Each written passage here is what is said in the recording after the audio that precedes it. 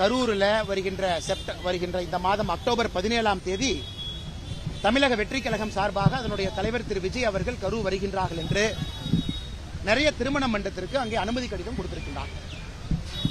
நம்முடைய கட்சியை சார்ந்த திருமண மண்டபத்தும் கொடுத்திருக்கிறாங்க.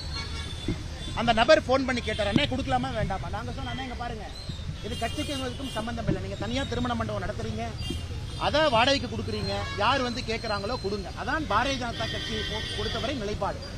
அதனால் விஜய் அவர்களை பொறுத்தவரை யாரை வேணாலும் தனிப்பட்ட முறையில் அந்த கட்சி திருமண மண்டபத்தை கேட்கலாம், அங்க போல மக்களை சந்திக்கலாம். இதுல காவல்துறை எங்க இருக்குன்னு எனக்கு தெரியலங்கண்ணா.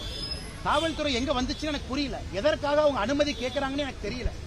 விஜய் அவர்கள் போகும்போது காவல்துறை கூட்டம் கூடும் ஆன்டிசிபேட் பண்ணா செக்யூரிட்டி கொடுப்பது காவல்துறையினுடைய கடமை. விஜய் அவர்கள் போவது அவருடைய உரிமை. இதுல எனக்கு ரெண்டுமே புரியல. எதற்காக அனுமதி கேட்கறாங்கன்னு எனக்கு புரியல.